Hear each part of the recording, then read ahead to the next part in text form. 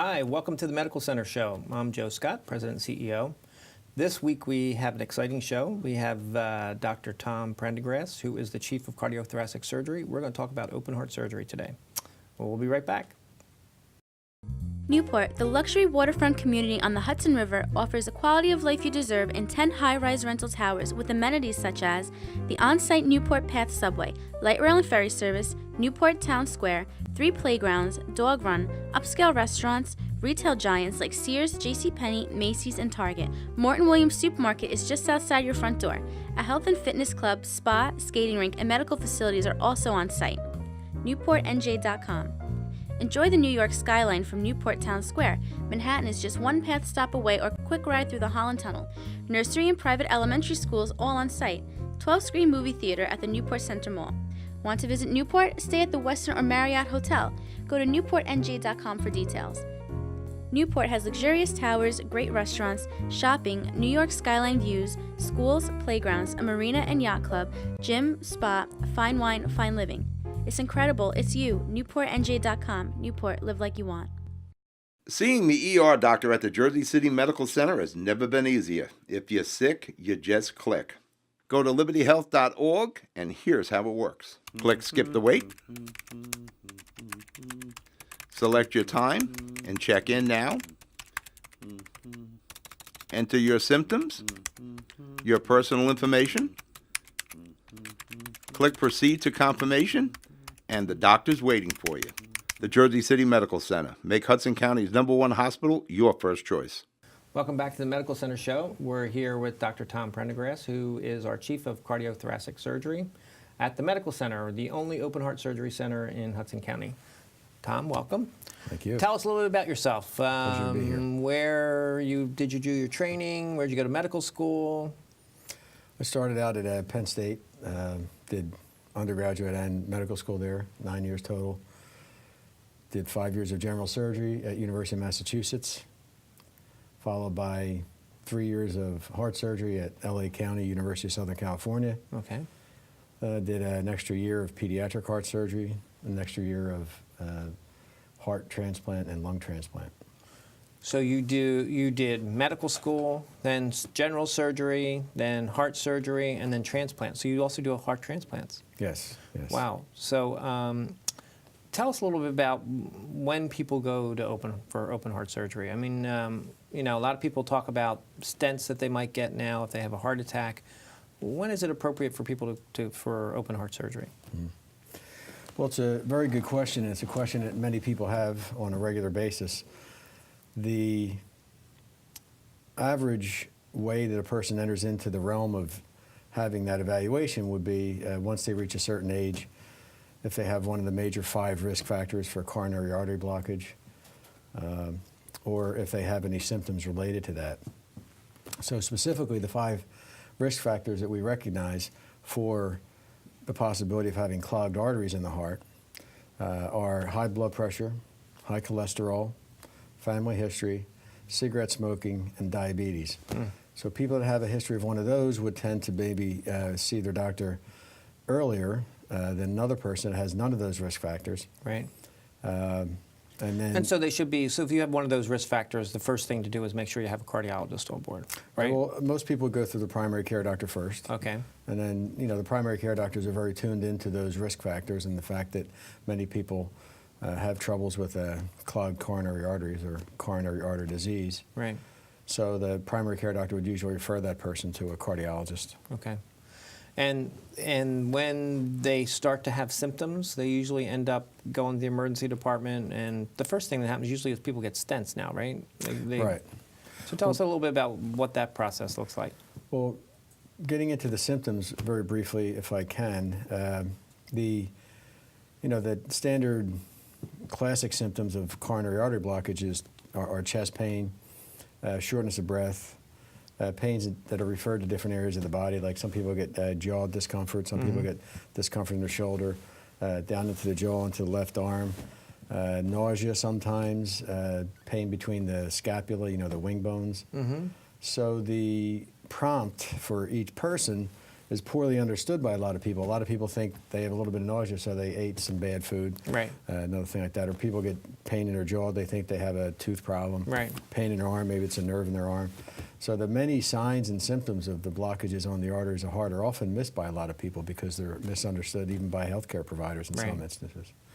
But once something like that would occur, a person would check with their primary care doctor, and the primary care doctor would often take a complete history and a complete physical examination, and then determine that the possibility exists that there could be clogged arteries in the heart.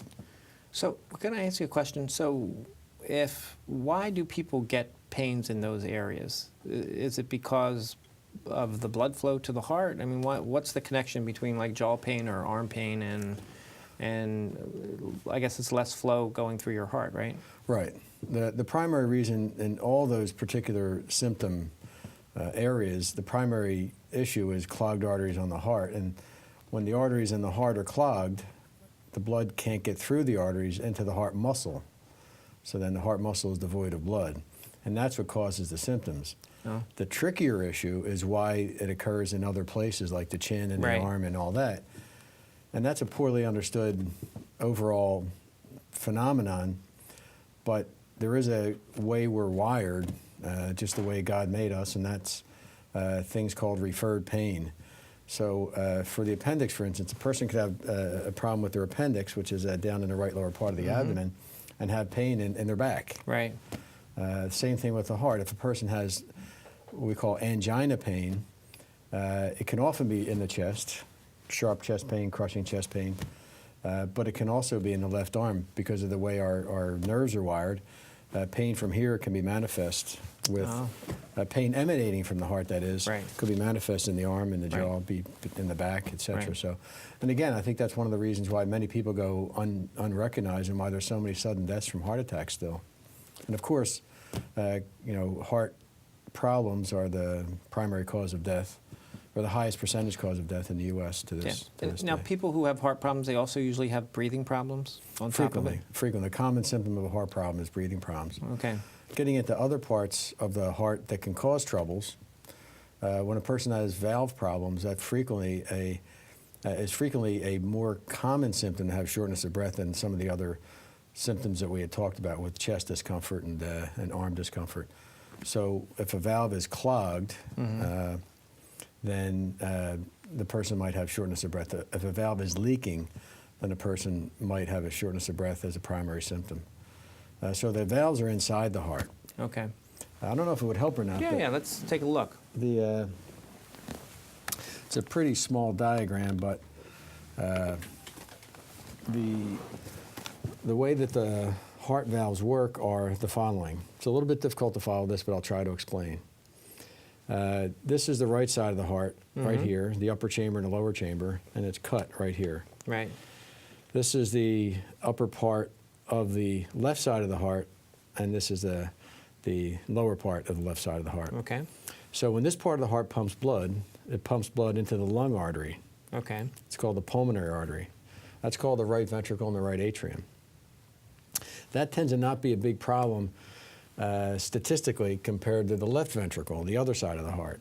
So when a person has a heart attack, frequently the left side of the heart is affected more drastically than the right side of the heart. All right.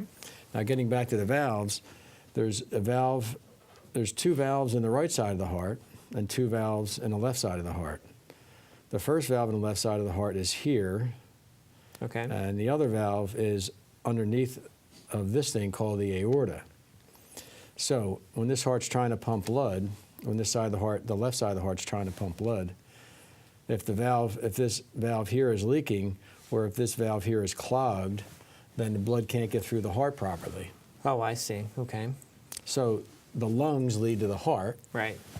and when the lung blood gets clogged up in the lungs because it can't get through either because of leakage of this Right. valve, say, or clog of this valve, That's when you get then the shortness of breath. then the blood pools in the heart. Oh. The lungs can't clear the blood, Okay. and the blood doesn't get oxygenated properly Wow. or becomes more stagnant in the lungs, and Wow. that causes the shortness of Wow, breath. that's amazing. Well, we'll be back to talk more about the heart and open heart surgery. Jersey City Medical Center, Hudson County's #1 hospital, as ranked by U.S. News and World Report. Hudson County's only hospital to receive an A safety score rating. Jersey City Medical Center is Hudson County's only hospital to receive the prestigious Magnet Award for Nursing Excellence. Make the #1 hospital in Hudson County your first choice for quality health care. Jersey City Medical Center. Visit us on the web at libertyhealth.org. Jersey City Medical Center, Hudson County's #1 hospital as ranked by the U.S. News and World Report. Why? Because of its patient care, not its bottom line. Jersey City Medical Center, for patients, not for profit. The Jersey City Medical Center accepts all patients and most insurance. At the Jersey City Medical Center, your health is our concern, not our bottom line. Make Hudson County's #1 hospital your first choice. The Jersey City Medical Center, for patients, not for profit. Visit us on the web at libertyhealth.org. Welcome back. We're here with our Chief of Cardiothoracic Surgery at the Medical Center, the only hospital to do open heart surgery. So we were talking a little bit about some of the symptoms and what happens and why things get, why there's a need for some intervention when you have cardiac problems. So once patients kind of have those problems, they usually sometimes they'll end up in our emergency department. What ends up happening then? I mean, if it's a real emergency, we have physicians who are on call, or what typically happens to those patients? Right. Well, if a person has an acute problem with chest pain or shortness of breath or one of the symptoms referable to clogged arteries, then going to the emergency room is the thing to do. They'll be evaluated by several different staff, nursing staff, respiratory therapy staff, medical staff, MDs, and the like. And frequently an EKG will be done and a chest x-ray and standard evaluations to see what the problem is. Anytime there's the anticipation that it may very well represent a heart problem, the heart team will be called upon. Okay. And often that means the cardiologist and occasionally the heart surgeon on call, but usually the cardiologist is the first line of defense. So that person will be called and the verbal evaluation will be shared over the phone or in person depending upon the time of day. Mm-hmm. And if it looks that the EKG alone shows that there's a problem with the heart, the EKG takes about 2 or 3 minutes to collect, then the code heart, quote unquote, will be called. Now what that means is that there's a team waiting at places that do interventions with stents, and I'll get into that as we go. But the cardiac catheterization team will be called in. Now there's a time, right? They've got to be there within a certain period of time in order to meet our national benchmarks? Right. The benchmark for what we call emergency room to balloon time is 90 minutes. Okay, so from the time they get into the ER, the time we get them up and actually do something, they've got to do that within 90 minutes. Right. Now I don't want to have people get concerned if they were ever in that predicament or if one of their loved ones is. Yeah. That is a benchmark from the federal government, from Medicare and Medicaid. It doesn't mean that if they don't have that artery opened in 90 minutes with a stent job, a balloon, that they're not going to make it. Right. So we try our best to do it within 90 minutes because after 90 minutes, the rate of progressive troubles with the muscle, part of the muscle that's not getting the blood because of the clog, that can be worsened. But again, there's more than 90 minutes for a person to get it done, but that's the ideal. Yeah. So if that... So then they have the stent. Now let's just say the stent doesn't work. Is that when they call you in, or when? What's the typical protocol?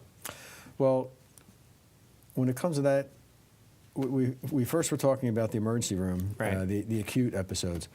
More commonly, the vast majority of people now, and Obamacare may actually amplify the number of people, are going to have insurance. Right. And there's going to be a bigger emphasis on prevention in the ensuing years. And so more and more people are going to nip this in the bud before it ever becomes a problem that requires emergency intervention. So to do that, there are several different tests that a person gets when they get referred to their cardiologist as an outpatient. Okay. The tests are stress tests, and that's done either with a treadmill or through an injection without exercising.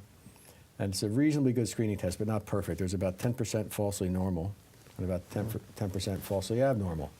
But it's still a good screening test because you don't want to do a cardiac catheterization on every single person that might have a condition.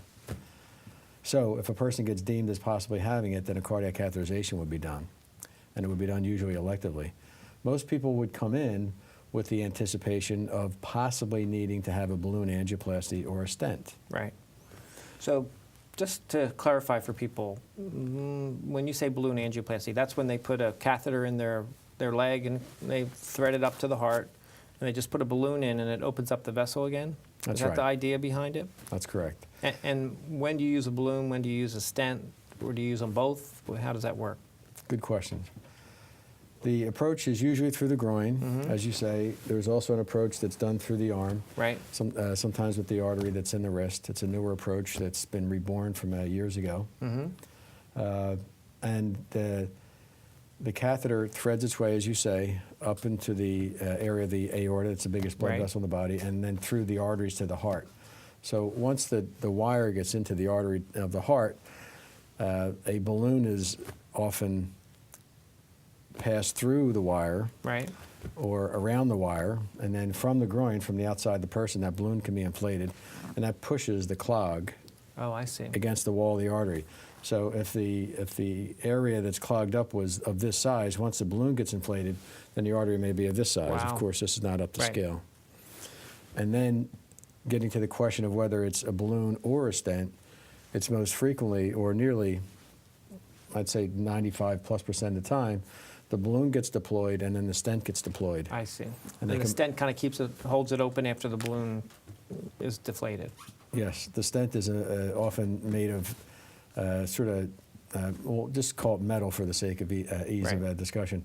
So once that stent is there, it really helps keep that clog from coming back again. In the old days, before the stents were invented, the balloon itself would result in about a 30 to 50% need for reintervention for that specific area of the artery. Okay. The stents came out and changed all that, and the stents are really very good now. So, patient comes in, they have this problem, they get a stent. Most of them go home. Is that the typical course? I mean, when does open heart surgery come in?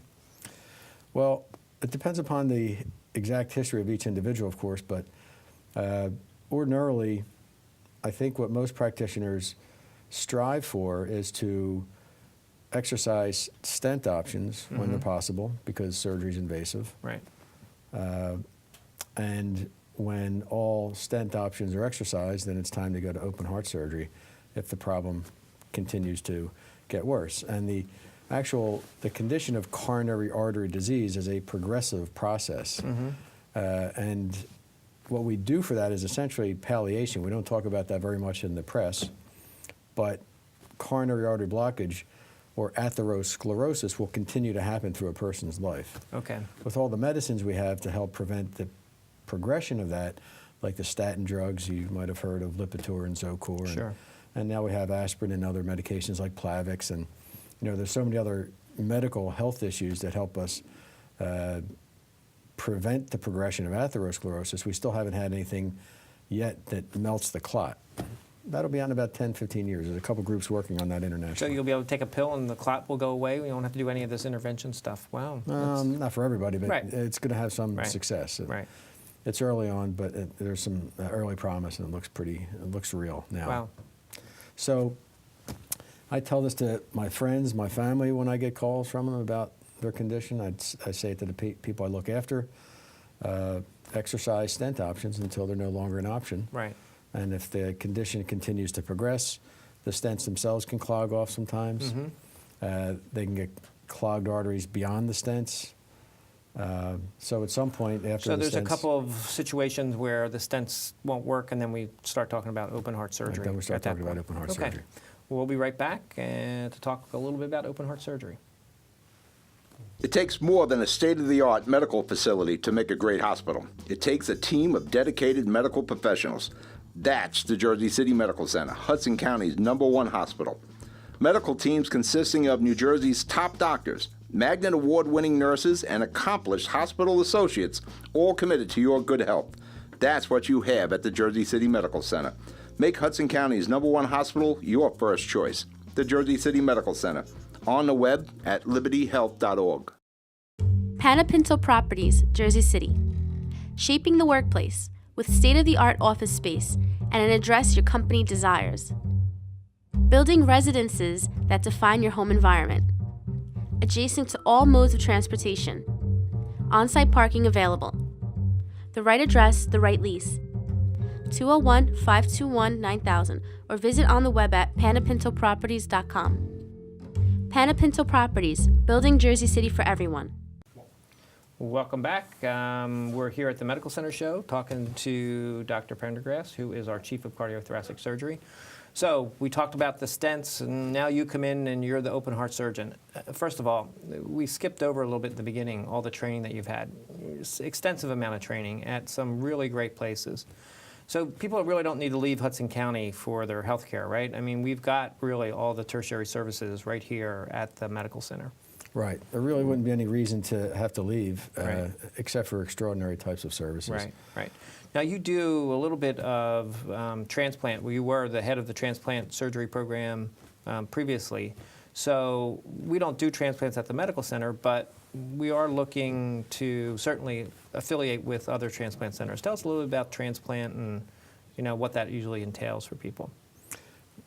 Well, if a person's heart condition progresses to the point where they can't do their activities of daily living, if there's no options with stents, if medical treatment fails, if surgical treatment is not an option for whatever the reason, or I should say conventional surgery is not an option for whatever reason, then there's still options for people. And it's something that people don't understand. They feel that once they're incapacitated by their heart condition, that's it. Well, there's a lot of other ways to treat that after conventional means.